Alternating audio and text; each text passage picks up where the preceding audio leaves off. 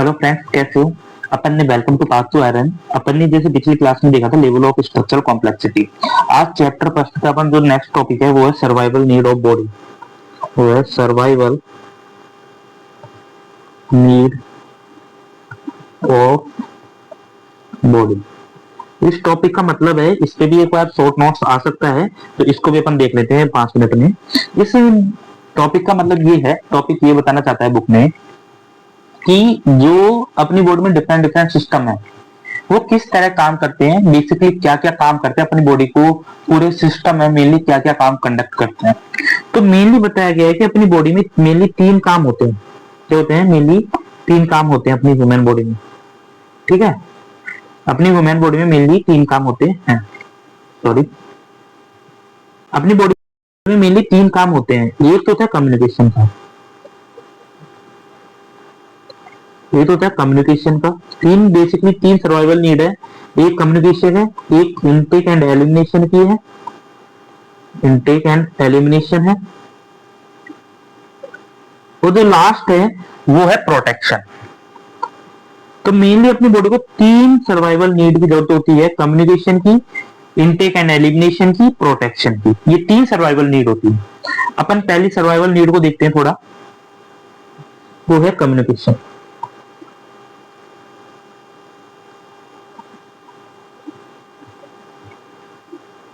अब समझो, कम्युनिकेशन का मतलब होता है कि अपन ने बताया कि जैसे पिछले टॉप क्लास में अपन ने देखा था कि डिफरेंट टाइप के जो सिस्टम होते हैं वो इंटरडिपेंडेंटली काम करते हैं, मतलब कि एक दूसरे से कोऑर्डिनेट होकर काम करते हैं।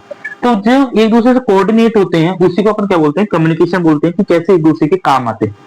तो कम्युनिकेशन में मेनली 3 पार्ट होते हैं। कम्युनिकेशन में भी जो बुक में बताए मेनली 3 पार्ट बताए हैं। एक बताया ट्रांसपोर्ट का, एक बताया इंटरनल कम्युनिकेशन, और एक जो बताया वो बताया एक्सटर्नल कम्युनिकेशन। तो मैं ये 3 पार्ट बताए हैं, कि ट्रांसपोर्ट बताया, इंटरनल कम्युनिकेशन बताया और एक्सटर्नल कम्युनिकेशन को बताया गया है।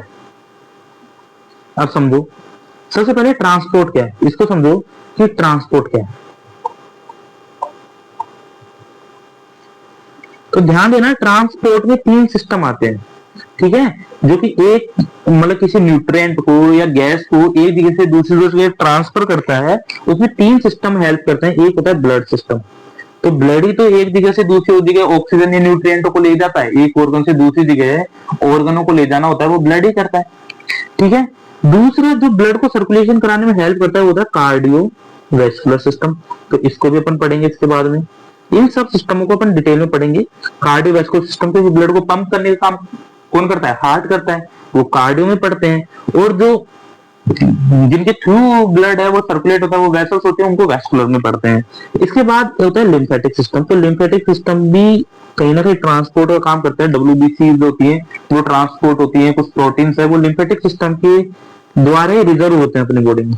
ठीक है, इसके बाद में जो दूसरा है इसका काम है, जो कम्युनिकेशन में जो दूसरा पार्ट आता है वो होता है इंटरनल कम्युनिकेशन। अब इंटरनल कम्युनिकेशन क्या होता है समझो। तो इंटरनल कम्युनिकेशन को मेंटेन करने के लिए 2 सिस्टम काम आते हैं, जिसमें बेसिकली अपन ऐसे समझाते हैं कि एक होता है शॉर्ट टर्म में, जो बहुत छोटे टाइम में ही एक्शन ले लेता है, और एक होता है लॉन्ग टर्म। जो शॉर्ट टर्म में काम लेता है उसमें काम आता है नर्वस सिस्टम। कौन सा सिस्टम? Nervous system. कैसे, इसको मैं समझाता हूं। जैसे आप अचानक से बैठे हो और आपके पीछे एकदम में कुत्ता पड़ जाता है, तो आप एकदम में उठ के भागने लगते हो। तो इतनी सी देर में आपकी बॉडी को नीड होती है कि हम जल्दी से जल्दी हमारी बॉडी का बीपी बढ़ जाए और हम एक्शन में आए और हम भागने लगे। तो उस टाइम आपकी बॉडी का सिंपैथेटिक नर्वस सिस्टम एक्टिवेट हो जाता है, और जैसे सिंपैथेटिक नर्वस सिस्टम एक्टिवेट होता है आपका बीपी बढ़ने लगता है, आप भागने लगते हो, आपकी बॉडी के अंदर एनर्जी आती है। ठीक है, तो ये शॉर्ट टर्म जल्दी से आपकी बॉडी में ऐसा कम्युनिकेशन हुआ कि जल्दी से अपन को भागने की नीड है, तो आपका नर्वस सिस्टम एक्टिवेट हो। लेकिन जो लॉन्ग टर्म में काम आता है वो होता है एंडोक्राइन सिस्टम, जो पूरा हार्मोनल पे बैलेंस होता है। यदि आप सैड होते हो तो आपके सैड हार्मोन निकलते हैं, आप हैप्पी होते हो तो आपके हैप्पी हार्मोन निकलते हैं। ठीक है, तो वो इंटरनल कम्युनिकेशन हो जाता है। इसके बाद जो अपन बात करते हैं, जो तीसरा होता है external need. External communication of survival need. तो नेक्स्ट होता है एक्सटर्नल कम्युनिकेशन। तो समझो एक्सटर्नल कम्युनिकेशन क्या होता है, इसको आप समझो।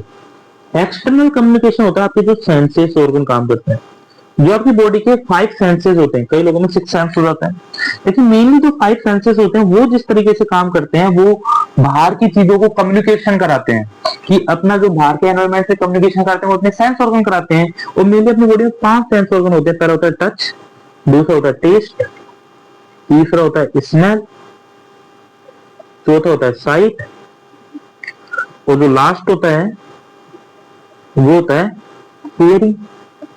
तो 5 है, तो 5 का काम करता है वो सेंसेस ऑर्गन करते हैं। जैसे टच का करता है वो कौन करता है, स्किन।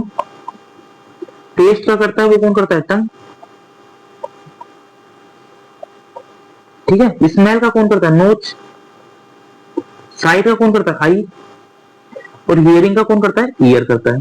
तो डिफरेंट जो 6 जो 5 सेंस ऑर्गन होती हैं वो एक्सटर्नल कम्युनिकेशन में पार्टिसिपेट करते हैं। तो अपन ने सबसे पहले देखा कि कम्युनिकेशन को अपन ने देखा कि 3 जो कम्युनिकेशन होता है उसके अंदर 3 पार्ट होते हैं। कम्युनिकेशन के अंदर 3 पार्ट होते हैं, transport, internal communication, external communication. फिर उसके अंदर डिफरेंट डिफरेंट सिस्टम जैसे काम आते हैं उनको अपन ने डिस्कस किया। ठीक है। अब अपन जो देखते हैं नेक्स्ट, जो अपन नेक्स्ट देखते हैं, जो अपने दूसरा टॉपिक लिया था वो था इनटेक एंड एलिमिनेशन का। कौन सा था, इनटेक एंड एलिमिनेशन। सपोज करो ये क्या, ये कहा जाता है कि आप अपनी बॉडी में रॉ मटेरियल का तो क्या करते हो, इनटेक करते हो, एंड जो वेस्ट है उसको क्या करते हैं, एलिमिनेशन करते हैं। जैसे रॉ मटेरियल में बात करें तो ऑक्सीजन रॉ मटेरियल हो गया, अपन जो फूड खाते हैं वो रॉ मटेरियल है। ठीक है। और वेस्ट क्या हो गया, जैसे CO2 हो गया, यूरिन हो गया और फैसेस हो गया। तो ये अपन जो रॉ मटेरियल को इनटेक करते हैं और वेस्ट मटेरियल को एलिमिनेट करते हैं, ये भी अपनी बॉडी की एक सर्वाइवल नीड होती है। और इसके लिए जो सिस्टम काम आते हैं बेसिकली वो आता है आपके रेस्पिरेटरी सिस्टम। रेस्पिरेटरी सिस्टम ही होता है जो ऑक्सीजन है उसको क्या करता है, इनटेक करता है और CO2 को वेस्ट कराता है। साथ में GIT जिसके 5 काम होते हैं, इंजेक्शन, एलिमिनेशन, 2 मेन काम होते हैं। तो वो भी GIT भी अपन जो न्यूट्रिएंट खाते हैं उनका मेटाबॉलिज्म कराता है, उसके बाद उनको एलिमिनेट कराता है। इसके बाद में आता है genito urinary system. Genito urinary क्या करता है, जो आपके यूरिनरी का क्या करता है, फॉर्मेशन होता है, अपने ब्लड को फिल्टर करता है। तो वो सब क्या है, इनटेक एंड एलिमिनेशन भी अपनी बॉडी की एक सर्वाइवल नीड हो जाती है। इसके बाद में जो अपनी बॉडी की लास्ट सर्वाइवल नीड है वो क्या है, प्रोटेक्शन। और अपनी बॉडी की प्रोटेक्शन करने के लिए कौन कौन से सिस्टम काम आते हैं वो समझो। ठीक है। इसको अपन ऐसे समझते हैं कि जो पहला सिस्टम होता है वो आता है आपकी इम्यूनिटी। अपनी बॉडी में जो इम्यून सेल होता है वही तो अपन को बाहर के माइक्रोब से, जो बाहर के माइक्रोब्स है, बैक्टीरिया है, फंगाई है, उनसे बचाता है, तो इम्यूनिटी होता है। दूसरा, स्किन भी आपकी बॉडी में प्रोटेक्शन का काम करती है। जो एक्सटर्नल जो केमिकल्स हैं या जो बाहर के जो स्टिमुलेशन है उनको प्रिवेंट करने का फर्स्ट लेयर ऑफ प्रोटेक्शन तो स्किन ही होती है। इम्यूनिटी बाद में आती है लेकिन फर्स्ट लेवल ऑफ प्रोटेक्शन आपकी स्किन ही होती है। उसके बाद में बॉडी मूवमेंट, और बॉडी मूवमेंट में कौन सा काम आता है, जो बॉडी मूवमेंट होती है उसके लिए भी आपकी चाहे बोन या मसल्स काम आती है। तो ये भी आपकी बॉडी को प्रोटेक्शन करने के ही काम आते हैं, बोन और मसल्स। ठीक है। तो ये अपन देखते हैं। एक कुछ बुकों में एक और सर्वाइवल नीड बताइए अपनी बुक में लास्ट में, कि जो चौथी सर्वाइवल नीड भी मान लो उसको, कि जो रिप्रोडक्शन है वो भी एक तरह की सर्वाइवल नीड। रिप्रोडक्शन एंड जो जेनेटिक्स है वो भी एक तरह की सर्वाइवल नीड होती है। इसको भी एक सर्वाइवल नीड कंडक्ट करा है। तो अपन ने आज ऐसे इस तरीके से अपन ने क्या पढ़ा, सर्वाइवल नीड्स को, सर्वाइवल नीड्स होती हैं जो अपनी ह्यूमन बॉडी की सर्वाइवल नीड्स है उनको 1 बाय 1 करके देखा। ठीक है। और ऐसा अपन को आपकी जो बुक है उसकी टेबल में मिल जाएगा, सर्वाइवल नीड मिल जाएगा आपको, मैं कभी दिखा दूंगा कि आपकी जो टेबल है रोजन विल्सन में 1.1 है उसमें अच्छी तरह इन सर्वाइवल नीड को एक टेबल में दिखाया गया है। उसमें ये बताया कि सर्वाइवल नीड ऑफ बॉडी है, ये मेनली 3 सर्वाइवल नीड होता है। कम्युनिकेशन है, इनटेक, एलिमिनेशन है, प्रोटेक्शन है। इसमें कम्युनिकेशन के भी 3 पार्ट होते हैं, ट्रांसपोर्ट हो गया, इंटरनल कम्युनिकेशन हो गया एंड एक्सटर्नल कम्युनिकेशन हो गया। उसके बाद में बताया कि जो ट्रांसपोर्ट है उसमें कौन कौन से सिस्टम काम करते हैं, ब्लड काम करता है, कार्डियोवैस्कुलर करता है, लिम्फेटिक सिस्टम करता है। आगे जाके एक एक सिस्टम को अलग अलग चैप्टर में अपन पढ़ने वाले हैं, इसलिए बहुत ज्यादा डिटेल में अपन यहाँ पे काफी क्वेश्चन छोड़ रहे हैं। इसके लिए आप टेंशन मत लो, सबको अपन डिटेल में आगे जाके पढ़ेंगे। उसके बाद में पढ़ा कि इंटरनल कम्युनिकेशन में क्या क्या काम आता है, तो उसमें नर्वस सिस्टम काम आता है एंड एंडोक्राइन सिस्टम काम आता है। उसके बाद आया कि एक्सटर्नल कम्युनिकेशन कौन करते हैं, तो जो सेंसेस ऑर्गन होते हैं वो एक्सटर्नल कम्युनिकेशन में काउंट होते हैं, जिसमें 5 सेंस ऑर्गन की अपन ने बात करी है, जिसमें touch, taste, smell, sight and hearing आता है।